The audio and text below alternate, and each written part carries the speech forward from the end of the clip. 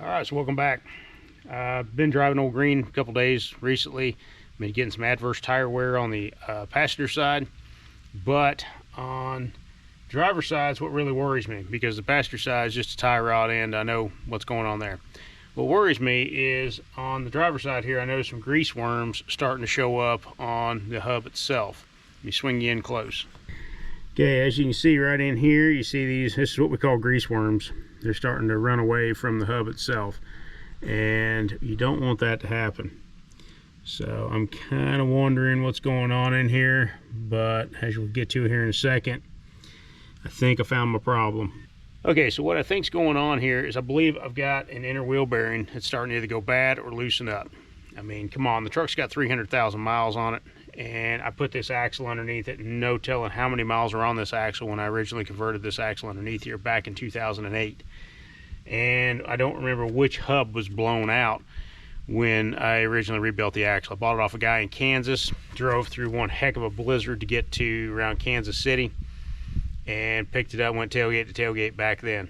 So originally I had a Dana 44 3/4 ton single wheel underneath this thing, and so it looked kind of weird with the dually rear end for a while and then single wheel flat dog dishes up front.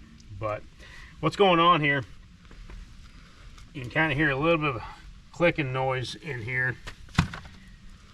The brakes drag a little bit, the little spacer keepers, it was kind of always a poor design in there, but they're gone. Yeah, and here's a real good look at how this grease has been spewing out, and it actually started liquefying, running down through here. You don't want to let it get past that point. So if you grab a pry bar and get in underneath, what I'm feeling, and you probably won't be able to hear the click, there's a little bit of a looseness in there. This should be tight. It should not be going anywhere. On these big old hubs like this, it's real hard to tell because they are so heavy already that the average person can't pick them physically and feel it. But if you get a hold of a big pry bar, and I like to do it with the wheel still on because that just accentuates the actual, yep, right there it is. And the tie rod on the other side is not helping matters any because it's flat wore out. I'm running an Offroad Design Centerlink in here, and they run, I think it's a 2234 tie rod in. It's a real common tie rod in. East Coast Gears got them. Offroad Design actually has a version that is now metal on metal. So there's, where you have the tie rod in, the tie rod stud sticking out the middle. They don't have the plastic bushing in there. Instead, they're built like a kingpin. They got a spring in the bottom, and it's actual metal on metal. So, and there's a heat treated. But they want about 55 bucks a piece for them. And if you want the regular 2234 tie rod in, you can get those for anywhere from 25 to 60 bucks a piece through your local auto parts store. Personally, for what I do nowadays, I'm not out in Colorado and Wyoming anymore, bouncing through all sorts of prairie land and steep canyons and rocks and everything. I'm going to stick with the off-the-shelf version for now. Maybe when finances increase to the point where I can't afford it, I'll probably go back with the metal on metal from Offroad Design. But if you're in real harsh conditions, check those guys out. They got a lot of good products. Got the trusty Milwaukee impact today. 1 inch is what the lug nuts are on these things, and I'm running 15/16. Give me a second. Okay, back with a 1 inch. Great way to start the morning off. This Milwaukee 18 volt cordless impact 1/2 inch drive has been invaluable. I picked this one up off of eBay for about 80 bucks less than what they normally go for. Great tool. Don't know how I got along without it for so long. It has a special feature on it that it'll give max torque at first, as long as you keep the button set. You see these lights down here, set it all the way to the left, and that'll give you full force, but then once it starts to break loose, it'll slow down and allow you to bring things off easy like.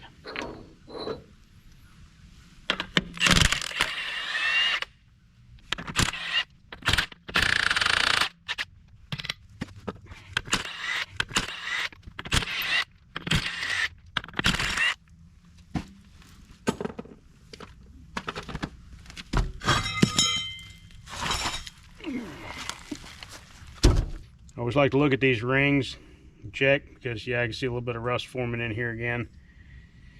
It's a place for condensation because it's an air gap in there. It's a spreader ring that when the torque of the lug nut hits this, it spreads the pressure out in a bigger area around the rim, kind of helps to keep your rims from cracking out. But as the heat, hot and cool of the actual hub comes out, it does allow condensation to form in these gaps, and then that creates a rust problem down here in the southeast. Okay, quick inspection. My brakes actually are not looking too bad, but I do need to get that keeper back in because it is wearing a groove in my actual hub rotor. I'm surprised because these brakes have been on here for a long time, and down here I do a lot more braking than I did back out west. Movement there, this needs to be back up. The key has pretty much fallen completely out. They'll get to moving back and forth like that, and in a sense it'll actually start cutting a groove in your rotor itself. Now there's plenty of metal in there, so I ain't too worried about it, but either way it's something I got to take care of. Another close-up of your grease worms going through here. See, by actually moving it with my hand I can't really feel that movement, but with the weight of the wheel and the counterbalance of the wheel on there I could feel the actual hub moving internally. So let's get the locking hub taken off, and we'll look from there. Okay, got the wheel off. These guys right here, it looks like about a 5/32 Allen wrench. I really like the premium hubs. If you can afford them, go with them, because they're an all metal construction. The lesser brand, or the lesser version that Warren makes, has a plastic cup in the middle, and literally if you're out where I was at in Wyoming and all that, everything being frozen, and you're out there with a pair of channel locks trying to turn your hubs, you'll break that plastic off. It gets super brittle in the wintertime. Luckily I caught this early on, and what I actually figured out, I thought my bolts were loose because I had that happen once before. So I reached down here and grabbed hold of this piece here, and it would move kind of in and out. I'm like, uh-oh. I went to tighten these up and they were all tight. I'm like, that's not good. So I got something walking out on the internals on this thing. And what we'll get to here in a second is these things are held in with like a big snap ring on the inside.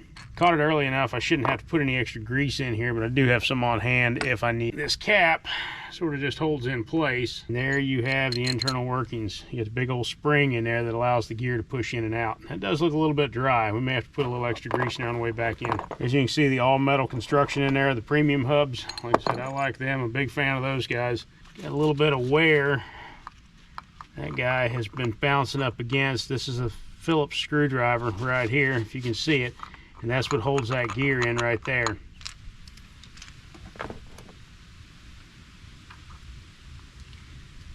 Gear, everything seems to look pretty good there. Don't like doing this out in the dirt, but don't have any choice right now. Okay, I try to put things back together in the order I took them apart. So there's a wear pattern on there from the spring. So the spring is going to come out, sit on top, and put the Phillips screw back in its little hole. Now in here is kind of the tricky part. There's a big old kind of a ribbon spring that holds that whole assembly in there. Basically just kind of work yourself around till you find there's one end right there, but it's in a groove. As you can kind of see, if you can see, I'm pushing that spring back in that groove. What you want to do, there's usually a little cutout on the end of that spring. If you can get underneath it,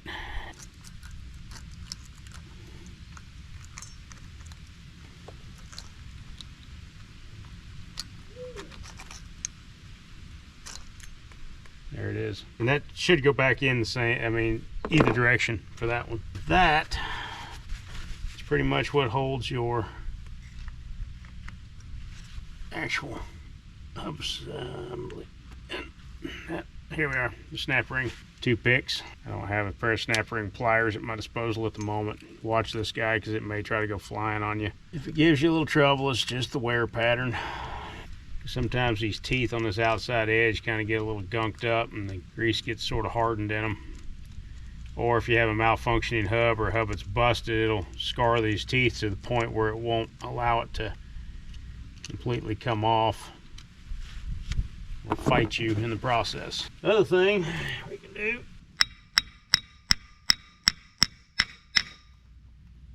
it's not going to gar the metal. Here it went.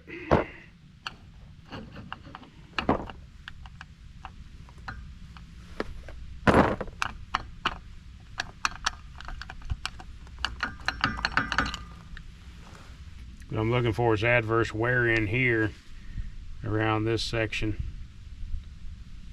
because that's a little bitty roller bearing in there. But I know farther back in here, there is an actual set of roller bearings on the inside of the knuckle. If you get moisture in them, they're bad to go bad. See if this is the right one. Yep, sure is. Okay, that right there is a Powerbuilt 648477. This is typically available at most any auto parts store. The one for the back axle, the 14 bolt, I explained it in the Dante Gets a 14 bolt video. That socket is a special socket and is not going to be available at any auto parts store without special ordering it. And it was a Powercraft. The number escapes me right now. I've done a lot of 14s without that socket, but it does make life a little bit easier.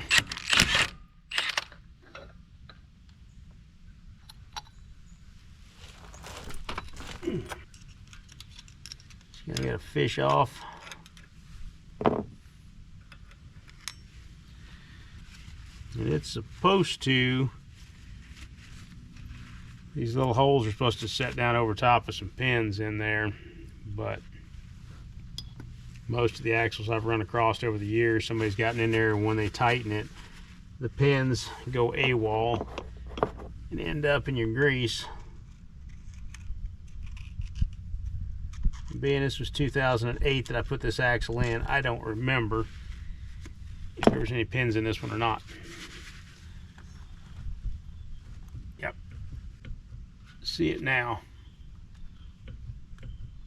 There is some slop in that bearing, so I'm wondering if that slop is what's caused that hub to pull out a little bit. Bearings are still running okay. At this point, I'm just going to tighten them up and let them ride for a little bit longer. Keep an eye on them, because I don't really have time to go into the bearings right now. And honestly, in 2012, I put all new bearings in this thing, so that was right at 10 years ago. Anybody who's familiar with these axles know that typically the bearings will go 20 plus years if they're taken care of and kept tight. This truck sees a lot of highway miles anymore, so I think if I tighten these up for now, it'll probably be okay. So I'll start with the inner nut, and I can't do this with the impact. I can only do it with the hand tighten, because you got to turn the hub at the same time that you're tightening.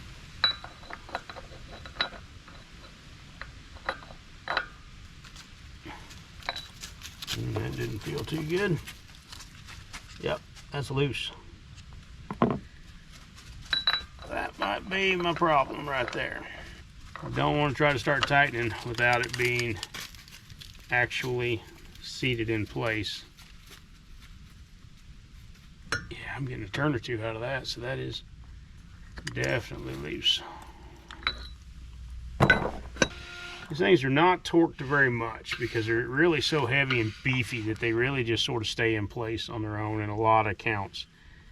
On the other hand, this truck has seen a lot of miles. It's seen a lot of rough roads, and everybody thinks Wyoming's got rough roads. Honestly, Missouri and Carolina down here are some of the roughest roads I've ever seen.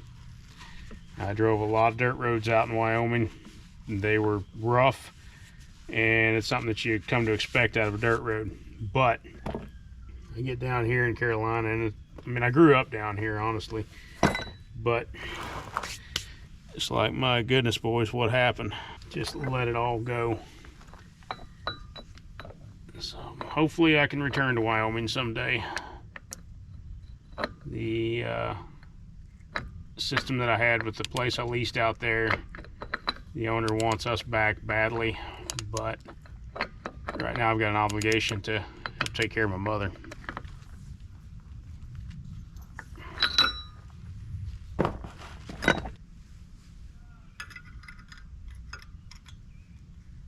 These are sandwich nuts. It's like a little lock ring in between, so if they loosen up, it does not surprise me one bit. These nut kits are available through your local auto parts store. CarQuest has actually been one of my best resources for finding these things. I had to buy one for the rear axle in Dante over there, and CarQuest was able to find it for me really accurately. Okay, you can see these dents right here. It's where either somebody has slipped off with the socket, Yeah, there it is again there. Or what a lot of people do, and here's the evidence right here. Yep. That is the use of a chisel. That's the use of a chisel to try to get this nut off. So, and they're unilateral. You can turn them around any way, any direction that you want to go with them. Like I said, the bearing is still floating pretty freely in there. I'm not finding any chunks of metal, and I'm not hearing any grit. It's a nice smooth roll. So I'm going to leave the inner bearings alone for right now. I don't really have the time to get into this big heavy dually hub at the moment.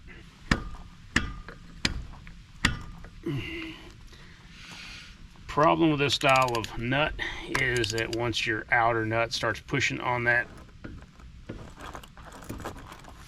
inner lock washer, then it can actually grab the inner one by friction alone and push in on it some more.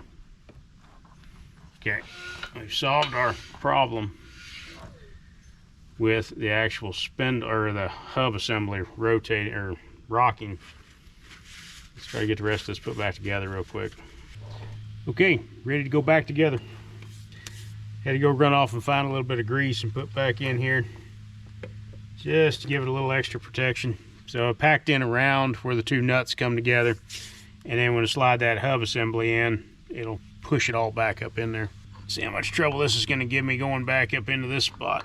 I'll kind of pull down on that inner axle shaft, get it to sort of get over the lip. I remember having to fight with this years ago to get it to go back in too. Okay.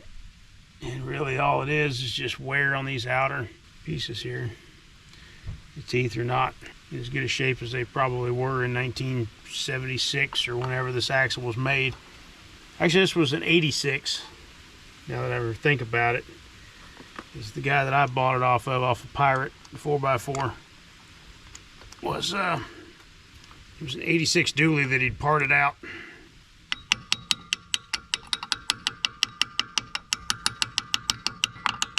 No, this is not normal. Shouldn't have to be taking a hammer and tapping on it.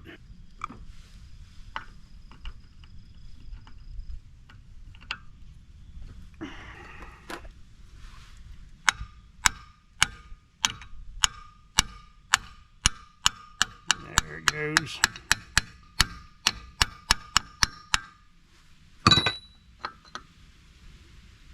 Man, not real good. Just blew the ring out the backside. Yep, whoopsie. Yep, now you get to see how this is put together. The two halves of this hub are put together with a little snap ring in the back. And it rides in a little trough. Get that put back together real quick.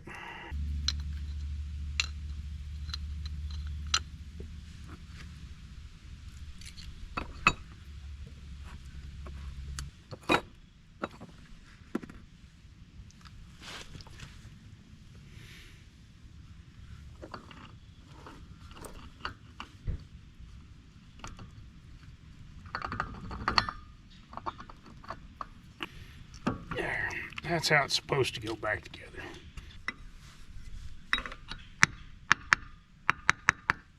It's not really going to want to go in that far. What you got to make sure is that you get the ring on these teeth all the way through, and usually you have to reach in and grab the axle shaft at the knuckle or at the U-joint in there and pull it towards you a little bit to get it that far in. As you can see, it's a dirty job. Micro would be proud. I'm really just glad this is not the unit bearing type like what's on, you know, later Fords and such, because when unit bearing goes out, you can't really do anything about it. You got to order the whole assembly and you got to drop it in. On one hand, that's nice. On the other hand, we've been rebuilding these things for 40 years. I mean, whether it was built in 56, 66, 86, it doesn't matter. They kept the same design, pretty rudimentary, simple, up until the late 80s, early 90s, and it works. It really works. I like the fact that I can disconnect the hub and disconnect the axle from everything else, which allows me better fuel economy because I don't have all that rotating mass up there. The late model Dodges and all, they're all unit. You disconnect it at the transfer case. This stuff spins all the time, whether you're using it or not. That, I can say, is not a real good design. You know, I don't have a pair of snap ring pliers. This sometimes gets interesting, putting these back on, and you hope they don't fly across the yard. Again, I really want to shop. At 40-something years old, it has not been in the cards as of yet.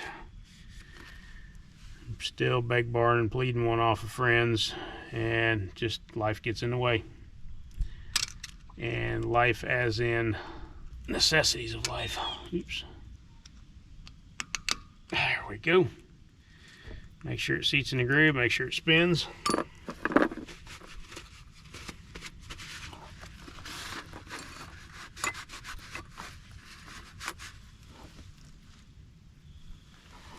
your spring back in there.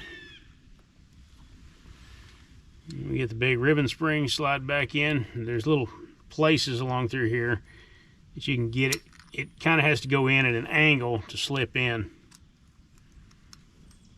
And it's one of these that you just kind of tilt it and thread it. And just keep fishing it in there. It will find its groove and find its place to seat.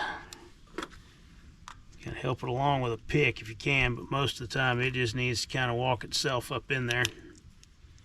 If it's not going, chances are you're not holding your tongue right.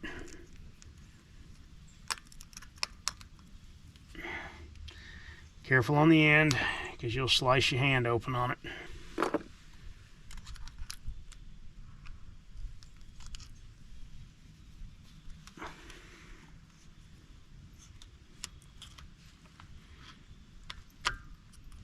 You don't want to bend it.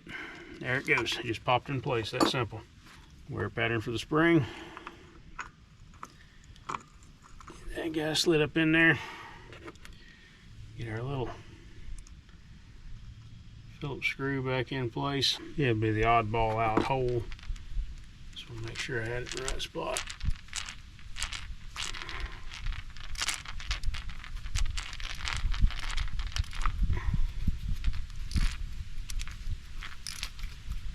And there, my brand new snap-on screwdriver is now christened. There's also a rubber O-ring in here, which is what I thought had initially failed and might actually be part of the contributing problem.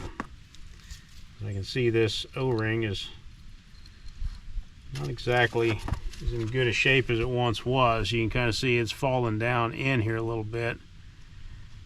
And actually, let's just slide that out for a second.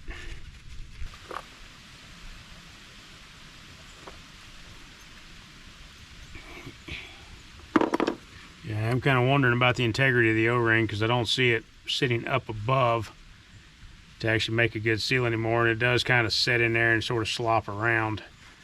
So we might be replacing this O-ring here in the near future once I can get some parts ordered up, or it wouldn't take much to just pop this thing off one day and run Dante to town. Dante kind of kills me on gas. I get about 9 miles to the gallon out of Dante. It's a 373 gear with an old 350 Chevrolet and a 700 R4 automatic, which should be a decent combination, but I've considered an LS swap, but with fuel prices being what they are these days, I don't know. It's going to be a crapshoot whether or not it's an LS swap or I go with something else.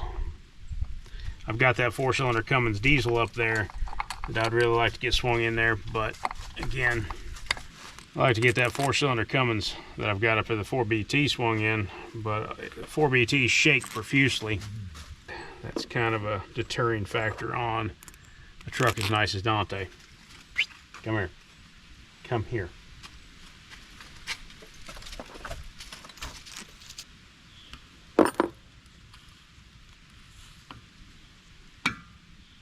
Hear it click.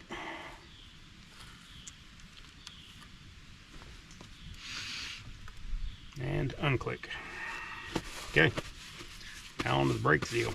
Okay, 1/4-inch Allen wrench. We'll take out the bolt on these Dana 60s. There's a bolt in the bottom, and there is supposed to be a big key that looks like this in the bottom down here, and it's dished out for 2 bolts. Some versions have 2 bolts in there. That's probably your better option. I like this caliper design, but it also has its problems. The key is completely gone. It's gone. The only thing left in there was the bolt. So Napa and CarQuest is pretty good about this too. They'll have all of this hardware for both brakes in a little brake service hardware kit. 82135 Alpha is your hardware kit. That's 2 of the keys, 2 of the springs, and 2 of these little clips here, which honestly I've never found one of these in any of this stuff when I'm taking one apart. So that's one of the first things that rattles out, if it's even option on your particular brake. The bolt itself, this bolt right here, you can get those new too. It's an 82257 whiskey. 82257 whiskey is the bolt itself. Sometimes they come in a 2-pack. So if you need that stuff, it is available. So with this big guy here,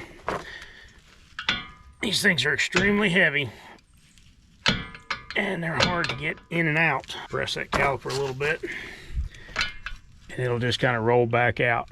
And what I'm finding in here is that my anti-rattle plates have tried to walk away, and my shoes, these ones, the shoe or pad itself stays inside, so you clip it in here on your inside, and on these don't really like letting it hang like that. This anti-rattle plate here has slipped its way down into there. I really should be putting disc brake quiet on these right now, but at this point I'm just trying to get it. They are a bear and they're a complete pain in the rear. This will fly in and out if you're not careful, and you can find a section on your rotor, pick up a little bit. You might be lucky and get it put in there, but you probably have to pick up from down below, get the 2 squashed together, and get the, ouch, that was my finger. It's something that you kind of have to get the caliper sitting in just the right place, all while holding your tongue right to get them in together. Your spring and your clip, your extra key, hold everything together down here on the bottom side. So, and they're about yay long. They're not going to be able to fit in this way because there's nothing to actually hold the spring in place. So you got to install it with the tabs down. The idea is that it pushes up pressure and the tabs are supposed to be able to hold it in place. All this gets tapped in from down below.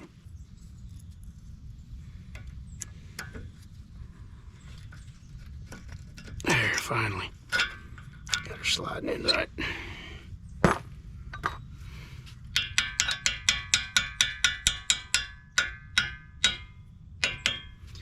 Get it to the key lines, throw your bolt in. And the bolt is a shouldered bolt, so it's going to seat itself down into the notch for the keyway. Very good, strong, tight. Oops. And that is supposed to stay in place. Personally, like I said, I've never found one of those little spring clips that actually stays in place.